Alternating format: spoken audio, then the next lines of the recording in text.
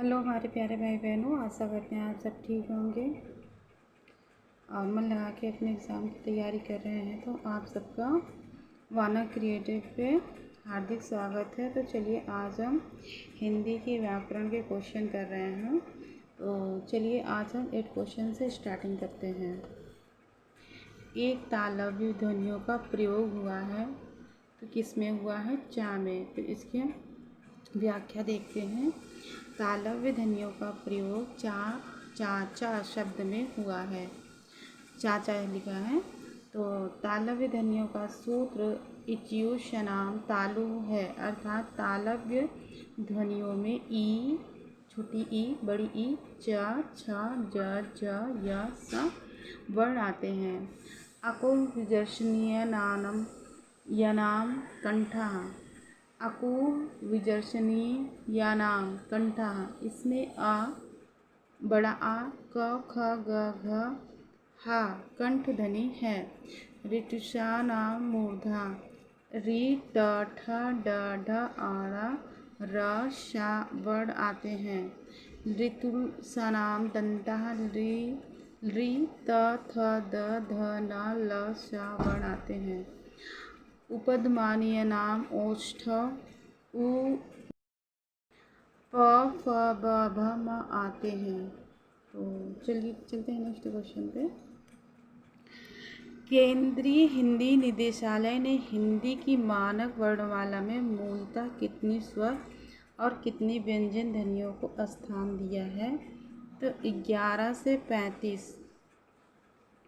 तो इसकी व्याख्या करते हैं। केंद्रीय हिंदी निदेशालय ने हिंदी की मानक वर्णमाला में मूलतः 11 स्वर और 35 व्यंजन ध्वनियों को स्थान दिया है। वर्ण भाषा की ध्वनियों के उच्चारित तथा लिखित दोनों रूपों के प्रतीक हैं। लिपि चिन्ह भाषा के लिखित रूप के प्रतीक होते हैं। इस दृष्टि से लिप चिन्ह वर्ण के अंतर्गत आते हैं। इन वर्णों के क्रमबद्ध एवं व्यवस्थित समूह को वर्णमाला कहते हैं। केंद्रीय हिंदी निदेशालय द्वारा विद्वानों के विचार विमर्श के पश्चात हिंदी वर्णमाला तथा अंकों का आघतन मानव स्वरूप निर्धारित किया गया है, जो इस प्रकार है। स्वर है आ, ई, उ, री, ए, ओ। संस्कृत के लिए प्रयुक्त देवनागरी में री तथा ली भी सम्मिलित है, किंतु हिंदी में इनका प्रयोग न होने के कारण इन्हें हिंदी की मानक वर्णमाला में स्थान नहीं दिया गया है। अब देखते हैं मूल व्यंजन। क, ख, ग, घ, अंगा, ये मतलब चाचा जाजा इया, ट, ठ, ड, ढ, अणा, तथ, द, ध, न, ये ड और ढ, तथा द, ध, न, प, फ, ब, भ, म, या, रा, ला, व, शा, सा, हा, ड और ढ व्यंजन रूप हिंदी में एकीकृत ध्वनियाँ हैं। इस तरह हिंदी वर्णमाला में मूलतः 11 स्वर तथा 32 + 2 व्यंजन हैं। तो उच्चारण स्थान, नेक्स्ट क्वेश्चन है। उच्चारण स्थान की दृष्टि से हिंदी के आ और बड़ा आ स्वर है, तो होगा कंठ। इसकी व्याख्या करते हैं। उच्चारण स्थान की दृष्टि से हिंदी के आ और आ कंठ स्वर हैं। कंठ आ, क, ख, ग, घ, अंगा, हा और आ है। तालव्य है ई, च, छ, ज, झ, इया, य, स।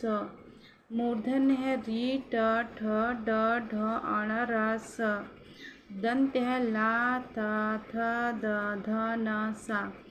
ओष्ठ है उ, प, फ, ब, भ, म। मूल स्वर है आ, ई, उ, री। संयुक्त स्वर है ए, ओ। तो नेक्स्ट क्वेश्चन पे चलते हैं। सभी स्वर होते हैं तो अल्प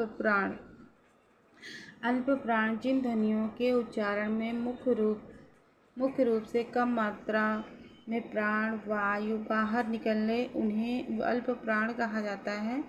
इस आधार पर सभी स्वर तथा प्रत्येक व्यंजन वर्ग का पहला, तीसरा और पांचवा वर्ण तथा 11 अलावा वर्ण अल्प प्राण होते हैं। नेक्स्ट क्वेश्चन है। निम्नलिखित में से कौन सा वर्ण घोष महाप्राण है? तो हा है। तो इसकी व्याख्या करते हैं।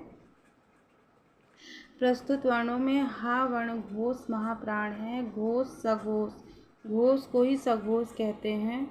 ऐसी ध्वनियाँ हैं जिनके उच्चारण में स्वर तंत्रियों में कंपन हो। उदाहरण, प्रत्येक वर्ग का च टा ता प का तीसरा, चौथा, पांचवा वर्ण, सारे स्वर वर्ण, 11 अलावा और हा।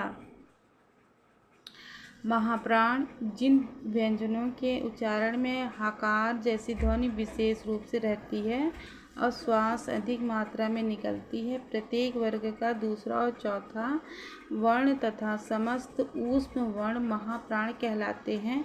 इस प्रकार हा का उच्चारण करने में स्वर तंत्र में कंपन होने के साथ ही प्राण वायु मुख द्वारा अधिक मात्रा में निकलती है, इसलिए हा सघोष महाप्राण ध्वनि है।